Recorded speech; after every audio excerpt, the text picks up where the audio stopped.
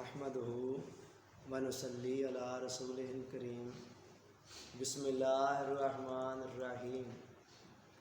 معزز سامعین، اللہ رب العزت کا شکر ہے جس کی توفیق سے عشرۂ اعتکاف کے اندر نماز فجر کی ادائیگی کے بعد ہم لوگ درس حدیث کی اس نشست میں حاضر ہیں۔ اس وقت جو حدیث ہمارے پیش نظر ہے اس میں حضور علیہ السلام نے عروج اور زوال کا ضابطہ بیان کیا ہے کہ کس طرح ایک شخص بلندیوں کی طرف جاتا ہے اور کس بنا پر ایک شخص پستی کی طرف چلا جاتا ہے۔ آئیے پہلے دیکھتے ہیں حدیث کیا ہے، پھر اس کے ترجمہ اور تشریح کی طرف آتے ہیں۔ حضور علیہ السلام نے فرمایا من تواضع للہ رفعہ اللہ، جو شخص اللہ کی خاطر تواضع اختیار کرتا ہے، عاجزی اختیار کرتا ہے، انکساری اختیار کرتا ہے، رفعہ اللہ، اللہ اسے اتنا ہی بلند کرتا چلا جاتا ہے۔ فہو فی نفسہ صغیرا، پھر حال یہ ہوتا ہے کہ وہ شخص تو اپنے ذہن میں اپنے آپ کو چھوٹا سمجھ رہا ہوتا ہے کہ میں تو کچھ نہیں ہوں۔ وفی اعین الناس کبیرا، لیکن لوگوں کی نگاہوں میں وہ بہت بڑا بن جاتا ہے۔ اور اس کے برعکس ومن تکبرا، جو بندہ تکبر اختیار کرتا ہے، اپنی بڑائی اختیار کرتا ہے، وہ کیا ہے؟ وضعہ اللہ، جتنا زیادہ وہ تکبر کا اظہار کرتا چلا جاتا ہے اسی حساب سے اللہ اسے پست کرتا چلا جاتا ہے۔ اور پھر سچویشن کیا بنتی ہے؟ فَهُوَ فِي نَفْسِهِ كَبِيرًا، وہ اپنے ذہن میں اپنے آپ کو بہت بڑا سمجھ رہا ہوتا ہے، لیکن وَفِي أَعْيُنِ النَّاسِ صَغِيرًا، لوگوں کی نگاہوں میں بہت چھوٹا ہو چکا ہوتا ہے۔ حَتَّى لَهُوَ أَحْوَنُ عَلَيْهِم مِّن كَلْبٍ وَخِنزِيرٍ، یہاں تک کہ لوگوں کی نظروں میں وہ کتے اور خنزیر سے بھی بدتر ہو چکا ہوتا ہے۔ حاضرین محترم، ہم سب لوگوں کے دلوں کے اندر عروج کو پانے کی، بلندی کی طرف جانے کی ایک فطری خواہش موجود ہے، لیکن ہوتا کیا ہے اس کے لیے ہم راستہ غلط اختیار کر لیتے ہیں۔ ہم غلطی سے یہ سمجھ لیتے ہیں کہ جتنا زیادہ ہم اپنے آپ کو نمایاں کریں گے، بڑے بنیں گے، اپنی بڑائی کا اظہار کریں گے، اسی حساب سے شاید معاشرے کے اندر ہمارا مقام بلند سے بلند تر ہوتا چلا جائے۔ اللہ کا قانون اس کے بالکل الٹ ہے۔ قانون یہ ہے کہ جو بندہ جتنا بڑا بنے گا اسے اتنا ہی چھوٹا کر دیا جائے گا، اور جو خود کو چھوٹا سمجھ لے گا اور چھوٹا بنے گا اسے اتنا ہی بڑا کر دیا جائے گا۔ حدیث قدسی میں آتا ہے کہ جب بندہ کوئی عبادت کر کے اس پر اتراتا ہے، فخر کرتا ہے کہ میں نے یہ کارنامہ سر انجام دیا، تو اللہ کہتا ہے بندے تیرا کیا ہے اس میں؟ جن ہاتھوں سے تو نے یہ کارنامہ سر انجام دیا وہ بھی میرے ہی دیے ہوئے ہیں، توفیق بھی میں نے دی ہوئی ہے، تو کس بات پر اترا رہا ہے؟ اور اس کے برعکس جب کوئی بندہ نیک عمل کر کے کہتا ہے جی میں تو کچھ بھی نہیں ہوں، اللہ ہی کرنے والا ہے، تو اللہ کہتا ہے میرے بندے پھر بھی ہاتھ پاؤں تو تیرے ہی استعمال ہوئے ہیں نا، ارادہ تو نے ہی کیا ہے نا۔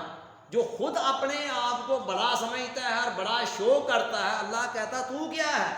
اور جو خود کہتا ہے کہ میں تو کچھ نہیں ہوں، اللہ کہتا تو بھی بہت کچھ ہے۔ اور شیطان کی مثال ہمارے سامنے ہے، اس کو سجدہ کا حکم ہوا، اس نے انکار کر دیا۔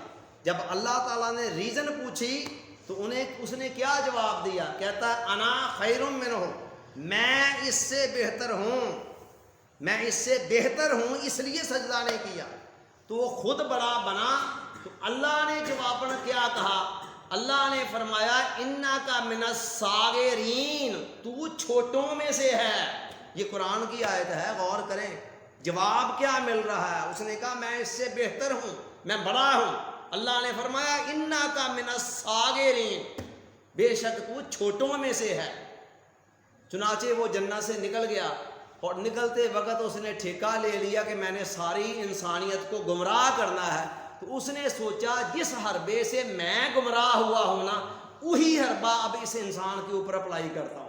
چنانچہ ہر انسان کے دل میں اس نے ڈال دیا کہ انا خیر منہ، میں اس سے بہتر ہوں. وہ کہتے ہیں میں اس سے بہتر ہوں. ہر کوئی یہی اسی چکر کے اندر ہے کہ میں اس سے بہتر ہوں. اور یہ شیطان ہے جو پیچھے سے یہ سجا رہا ہے. اللہ کیا کہتا ہے؟ اللہ کہتا ہے وَلَهُ الْكِبْرِيَاءُ فِي السَّمَاوَاتِ وَالْأَرْضِ. لوگوں آسمانوں اور زمینوں کے اندر بڑائی صرف اور صرف میری ذات کے لیے، کوئی اس میں دوسرا شریک نہیں ہے. ایک اور حدیث قدسی میں آتا ہے اللہ کہتا ہے الکبریاء ردائی، کبریائی بڑائی یہ میری چادر ہے، والعظمت ازاری، اور عظمت میرا تہ بند ہے. فمن نازعنی واحد منہما ادخلتہ نار جہنم. جو شخص ان میں سے کوئی ایک چیز بھی مجھ سے چھیننے کی کوشش کرے گا، میرے برابر آنے کی کوشش کرے گا، اسے پکڑ کر جہنم میں ڈال دو. اور کہتا ہے انہ لا یحب المستکبرین، میں تکبر کرنے والوں کو پسند ہی نہیں کرتا ہوں. مجھے بتائیں اگر ہمارے اندر تکبر ہو، اللہ کہہ رہا ہے میں پسند ہی نہیں کرتا، میں نے جہنم میں پھینکنا ہے، ہماری عبادتیں کیا کریں گی پھر؟ حضور علیہ السلام نے فرمایا لا يدخل الجنت من کان فی قلبہ مثقال ذرۃ من کبر. جس بندے کے دل کے اندر ایک ذرہ برابر بھی تکبر ہے وہ جنت میں نہیں جائے گا. آپ غور کریں اذان کے اندر کتنی مرتبہ اللہ اکبر کہا جاتا ہے. کیا مقصد ہے؟ اللہ بڑا ہے. ایک مرتبہ کافی نہیں تھا، آغاز میں 4 مرتبہ، پھر اینڈ پر بھی 2 مرتبہ.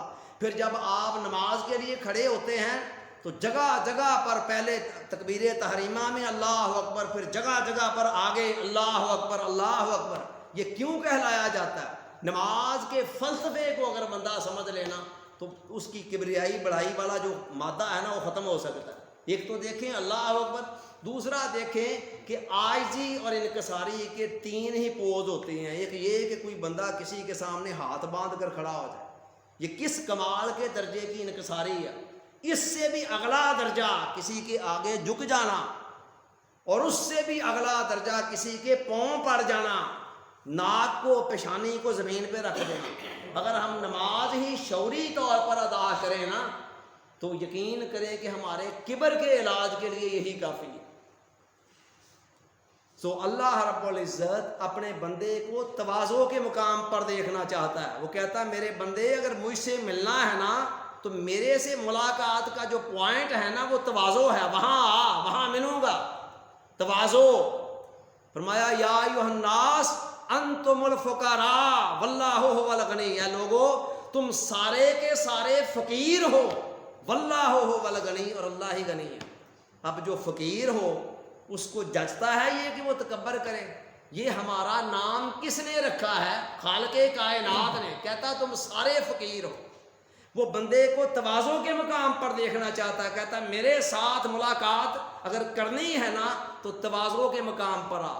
اب بندہ اگر تواضع کے مقام پر نہیں آتا، جو پلیس اللہ نے بتائی تھی ملاقات کی، اور ادھر ادھر دائیں بائیں ٹکرے مارتا رہتا ہے، جہاں مرضی اللہ کو ڈھونڈتا پھر اللہ کو کہاں پالے. بندے اور خدا کے درمیان سب سے بڑا حجاب انسان کی یہ میں ہے. اسی لیے ہمارے بابا جی سرکار صوفی برکت علی صاحب رحمۃ اللہ علیہ فرماتے ہیں کہ میں اور میری جب مر گئی تر گئی. میں نے یہ کیا، میں نے وہ کیا، یہ میرا ہے، یہ میری ہے، یہ فلاں چیز. میں اور میری جب مر گئی تر گئی. اور کہتے ہیں جو ہرا نہیں وہ مرا نہیں، اور جو مرا نہیں وہ ملا نہیں. اس سے ملاقات کے لیے وہ کہتے ہیں ہرنا مرنا شرط ہے. تکبر انانیت سے باہر ہونا آنا ہوگا. ایک اور مقام پر فرماتے ہیں جب میں ہوتا ہوں تو وہ نہیں ہوتے، اور جب وہ ہوتے ہیں میں نہیں ہوتا. ایک وقت میں ایک ہی ہو سکتا ہے، ایک وقت میں ایک ہی ہو سکتا ہے. ہمارے پنجابی کے ایک صوفی شاعر صوفی اصغر علی اصغر صاحب فرماتے ہیں کہ الف اپنے آپ تو گزر کے تے سونے یار دی جھلک نصیب ہوندی، پینڈے چل کے لمبے خزاں والے پھر بہار دی جھلک نصیب ہوندی، بازی ہار کے غیر دھیان والی پردے دار دی جھلک نصیب ہوندی، बाजी हर के गैर ध्यान वाली जाके प्यार दी झलक नसीब हुंदी, असगर गुजर के मौत हयात विचों पर्देदार दी झलक नसीब हुंदी। उस पर्देदार को देखने के लिए अपने आप से गुजरना पड़ता है। खड़ी शरीफ के आरफ मियाँ मोहम्मद बख्श साहब फरमाते हैं कि बारों झाड़ू फेरना कुड़िए, तू हूंज अंदर दा कूड़ा, दिल पर तैनू वेंदा नहीं भन सुट कचदा चूड़ा। ये कचदा चूड़ा क्या है? यही तकब्बर, यही अनानियत, यही गुमंड कि मैं ये हूँ मैं वो हूँ। कहते कचदा चूड़ा एक दफ़ा तोड़ दे फिर दिल भर तेरी तरफ निगाह कर दे। तसव्वुफ का, रूहानियत का असल मकसद क्या है? बंदे के अंदर से इस मैं को निकाल देना। वक़्त का नाबगाए असर सैयद सुलेमान नदवी रहमतुल्लाह अलैह मौलाना अशरफ अली थानवी रहमतुल्लाह अलैह की खिदमत में हाजिर होता है और आकर सवाल करता है कि हज़रत ये बताएं कि तसव्वुफ क्या है? मौलाना अशरफ अली थानवी रहमतुल्लाह अलैह ने एक जुमले में जवाब दिया कि अलामा साहब जो कुछ मैं समझा हूँ ना वो ये है कि तसव्वुफ अपने आप को मिटा देने का नाम। बाबा जी अशफाक अहमद साहब रहमतुल्लाह अलैह फरमाते हैं, मैंने अपने बाबे से पूछा कि इश्क़ हकीकी में और इश्क़ मजाजी में फ़र्क क्या है? इश्क़ हकीकी से मुराद अल्लाह का इश्क और इश्क़ मजाजी से मुराद मखलूक का इश्क, किसी सूरत के ऊपर मर जाना मिट जाना वगैरह वगैरह। इश्क़ हकीकी और इश्क़ मजाजी में फ़र्क क्या है? बाबे ने मुख्तसर जवाब दिया कि अगर किसी एक के सामने अपनी अना को मिटा दिया जाए तो ये इश्क़ मजाजी है, और अगर सारी कायनात के सामने अपनी अना को मिटा दिया जाए तो ये इश्क़ हकीकी है। इश्क़ हकीकी और इश्क़ मजाजी में इससे ज़्यादा आसान अंदाज में फ़र्क अभी तक मुझे नहीं कहीं नज़र आया कि सब के सामने। मजाजी के अंदर जो बंदा किसी के ऊपर आशिक होता है ना, उसके सामने अना नहीं दिखा सकता। कभी मजनू में भी लैला के सामने अपनी अना दिखाई होगी कि मैं ये हूँ मैं वो हूँ, नो। तो इसी तरह वो कहते हैं एक के सामने अपनी अना को मिटा देना ये इश्क़ मजाजी है, और सारी मखलूक के सामने अपनी अना को मिटा देना ये इश्क़ हकीकी है। तो इश्क़ हकीकी तक पहुँचने के लिए क्या है? अपने आप को दरमियान से हटाना पड़ता है। हमारे इल्म और फ़िक़्ह के अंदर एक मसला है, पुराने ज़माने में आपको पता कुएँ होते थे ना, आज की तरह मोटरें तो नहीं थी, तो कुओं के अंदर कई मरतबा कोई जानवर भी गिर जाता। तो सवाल आया फुक़हाए किराम के सामने कि कुएँ के अंदर कुत्ता गिर जाए तो फिर क्या किया जाएगा? कुएँ को कैसे पाक किया जाएगा? भी आप पानी निकालेंगे तो पीछे से और आता जाना है, तो कब तक बंदा निकाले? किसी ने कहा जी 100 बोके निकाल दें तो पीछे से नया पानी आ चुका होगा, कुआं पाक हो जाएगा। किसी ने कहा जी 200 निकालें, अला हाज़ल क़ियास। मगर सारे फुक़हाए किराम का इस बात पर इत्तेफाक है कि कुत्ता पहले निकालना होगा और बोके बाद में निकालने होंगे। अगर कुत्ता अंदर पड़ा हुआ है 1,00,000 बोके भी निकालने वो कुआं पाक नहीं होगा। सेम सूफिया ने कहा कि जब तक ये अना का कुत्ता तेरे अंदर है ना, तब तक जितनी मर्जी इबादतें रियासतें कर ले, मन पाक नहीं हो। आप गौर करें, हदीस कुदसी में आता, अल्लाह फरमाता अना इंदा मुनकसिरातुल कुलूब, मैं शिकस्ता दिलों के पास होता हूँ, टूटे हुए दिलों के पास होता हूँ। तो वो शिकस्ता दिलों के पास मिलता है, टूटे हुए दिल जिनके अंदर सोज होता है, गुदाज होता है। जिस बंदे के अंदर तकब्बर है उसमें सोज और गुदाज कहाँ से आएगा? वो तो पत्थर दिल होता है। सोज और गुदाज तो उस दिल में आएगा जिसके अंदर तवाज़ो होगी। हुज़ूर अलैहि सलाम ने तकब्बर की 2 अलामात बयान फरमाई, गौर से सुन लीजिएगा। नंबर 1 बतरुल हक, हक का इनकार करना, व गमतुन नास, लोगों को हकीर समझना। फरमाया जिस बंदे के अंदर ये 2 अलामतें जिस दर्जे में हैं उसी दर्जे में उसके अंदर तकब्बर है। हक का इनकार करना और लोगों को हकीर समझना, दूसरों को अपने से कमतर समझना। एक ये है जो बंदा ये समझता है दूसरों से नफ़रत करता है, हकारत करता है कि वो क्या है मेरे मुकाबले में, समझ रहे तकब्बर है। और दूसरा, हक सामने आ जाए, कोई सही बात सामने आ जाए और बंदा कहे मैंने इसकी बात मान ली तो मेरी तो इंसल्ट हो जाएगी, मैं तो पहले ये कहा करता था तो अब ये बात है तो मैंने तो नहीं मानना है। तो इसका इनकार करना। जो तवाज़ो वाले होते हैं ना, उनके सामने जब हक आता है वो 1 मिनट नहीं लगाते उसको कबूल करने में। सैयदना उमर फ़ारूक रज़ी अल्लाह तआला अन्हु प्राइम मिनिस्टर हैं, बड़े मजमे के अंदर कोई फ़ैसला कर रहे हैं, ایک خاتون اٹھتی ہے، کہتی ہے عمر آپ کا فیصلہ صحیح نہیں ہے. آپ نے فرمایا اس کی دلیل کیا ہے؟ اس نے کہا یہ دلیل ہے. آپ نے 1 منٹ سے پہلے کہا رجل اخطا و امرأۃ اصابت، فرمایا کہ مرد غلطی کر گیا اور عورت صحیح نتیجے پر پہنچ گئی. یہ ہے تواضع. اور دیکھیں آج اس واقعے کو ہم سیدنا عمر فاروق کے ایک خوبی کے طور پر بیان کر رہے ہیں یا خامی کے طور پر. اگر وہ چھپا جاتے، کہتے نہیں نہیں میری تو انسلٹ ہو جائے گی، تو پھر وہ شاید اس طرح ہم اس واقعے کو ذکر بھی نہ کر رہے ہو. تو لہٰذا تواضع والوں کا حال یہ ہوتا ہے کہ وہ ہر معاملے کے اندر عاجزی، انکساری اور حق سامنے آنے پر قبول کرنے میں دیر نہیں لگاتے ہیں. اچھا، تکبر کی بڑی وجوہات 2 ہیں، یاد رکھیں. یہ تکبر کی بڑی، ایک اپنی خوبیاں، میرے اندر یہ ہے، میرے اندر وہ ہے، میں اتنا حسین ہوں، میں اتنا عالم ہوں، میں فاضل ہوں، اتنا ذہین و فتین ہوں، ایک یہ ہے. اور دوسرا دوسروں کی خامیاں، کہ دوسرے کی خامی دیکھ کر بندہ کہتا اچھا اس میں تو یہ عیب ہے، میرے اندر تو وہ نہیں ہے. تو یہ دونوں سمجھ لیں وائرس ہیں، وائرس جو ذہن کو خراب کر دیتے ہیں. اور ان کا اینٹی وائرس کیا ہے؟ اپنے ذہن میں ایک دفعہ ہی اینٹی وائرس انسٹال کر لیں، اور پھر جب بھی وہ تکبر آنے لگے نا تو اس وقت فوراً طور پر اس اینٹی وائرس کو متحرک کریں. تو پہلا کیا تھا؟ میں نے کہا اپنی خوبیاں. جب بھی اپنی خوبیوں کا خیال آئے، اس وائرس کا اینٹی وائرس ہے لا حول ولا قوت الا باللہ.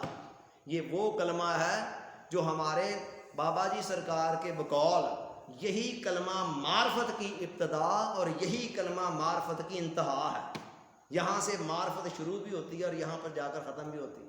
لا حول ولا قوت الا باللہ کا مطلب ہے کہ میری تو کوئی طاقت نہیں، کائنات کے اندر کوئی طاقت قوت ہے ہی نہیں سوائے اللہ کے. یعنی میری جتنی بھی خوبیاں ہیں وہ میری ہیں ہی نہیں، وہ ہیں ہی اللہ کی دی ہوئی. تو جب جو چیز میری اپنی ہے نہیں، مجھے کسی نے دی ہے، اس پر تکبر کرنے کا مجھے کیا حق پہنچتا؟ اس اینٹی وائرس کو ایک دفعہ ذہن میں انسٹال کر کے دیکھیں، یہ اس وائرس کو خود بخود ختم کر دیا کرے. اور دوسرا دوسروں کی خامیاں، اس کے لیے اینٹی وائرس کیا ہے؟ حضور علیہ السلام نے فرمایا اذا اراد اللہ بعبدہ الخیر یبصرہ بعیوب نفسہ. جب اللہ کسی بندے کے ساتھ بلائی کا، خیر کا، بہتری کا ارادہ کر لیتا ہے، اسے اس کے اپنے عیب دکھا دیتا ہے. اس کا مطلب یہ ہے کہ اگر مجھے دوسروں کے عیب نظر آ رہے ہیں تو ابھی میرے ساتھ بلائی اور بہتری کا ارادہ نہیں ہوا ہے. کتنی بڑی بات ہے یہ! بہتری کا ارادہ جب بھی اللہ کرے گا مجھے میرے عیب دکھا دے. اور آقا نے فرمایا لِيَحْجُزْكَ عَنِ النَّاسِ مَا تَعْلَمُ فِي نَفْسِكَ.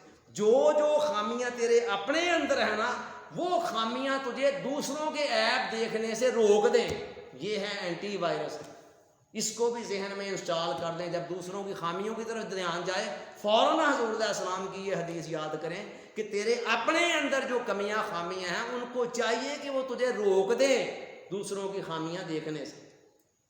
اور نقطے کی بات یہ ہے کہ آدھے گناہ جو ہے نا، آدھے گناہ وہ دنیا کی حد سے بڑی ہوئی محبت سے چلتے ہیں، اور اس کا علاج ہم نے گزشتہ سٹنگ میں بتایا کہ زہد فی الدنیا. اور باقی آدھے گناہ تکبر سے چلتے ہیں، اس کا علاج تواضع ہے. یہ 2 چیزوں پر کنٹرول کر لیں، انشاءاللہ بڑے بڑے گناہوں کی گنجائش ہی آپ کی لائف میں نہیں بچے گی. پھر چھوٹے موٹے جو چلتے پھرتے ہو جائیں گے وہ تو ویسے ہی اللہ تعالیٰ بڑا غفور الرحیم ہے، معاف کرنے والا ہے. اللہ تعالیٰ کہنے والے کو، سننے والوں کو یاد رکھنے اور عمل کی توفیق عطا فرمائے. وما علینا الا البلاغ.